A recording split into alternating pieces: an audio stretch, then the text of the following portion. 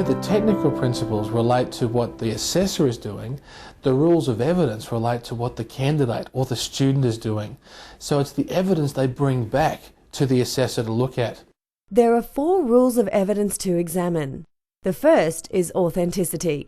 Essentially, this is making sure that the work you see is in fact the candidate's own original work. How do we know that it's their true and original work? Now, it's not always easy to do this, but what a lot of organisations do is they take samples of work. Or let's say it's a written task, you might ask the student to provide draft copies so you can see how their development went through. Nothing beats seeing them do it, but if nothing else, you might be able to have some sort of a sampling approach where you see things that you absolutely know is their work and compare that to maybe the project they took away and brought back. If it's of a similar standard, well then you can take that as being fairly authentic. Currency relates to how up-to-date skills and knowledge actually are.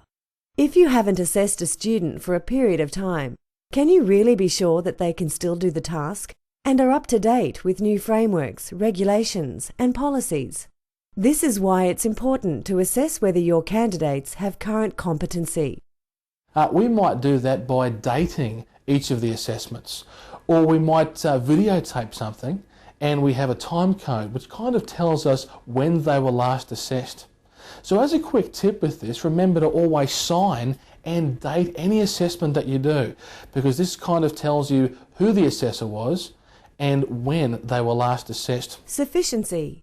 Consider if you have enough evidence.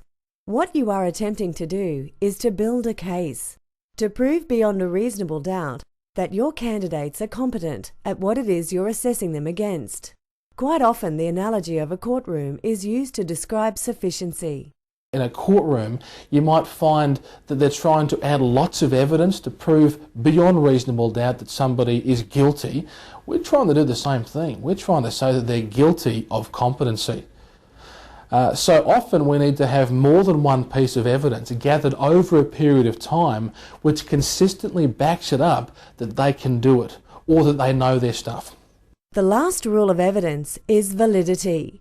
This refers to what the student gives back to the trainer. Is it actually what it's supposed to be? This demonstrates the student has understood what was required of them and that they have used a correct form of response. So if I've asked you to write an essay for me, have you given me an essay or have you just given me a short answer response? Another thing for us to consider here is that somebody might misunderstand what the question is. This often happens with an essay response, where they misunderstand what the question's asking and they respond in a way which is not necessarily wrong, but not giving the full answer. So therefore that would be not valid, because they haven't given you the full evidence.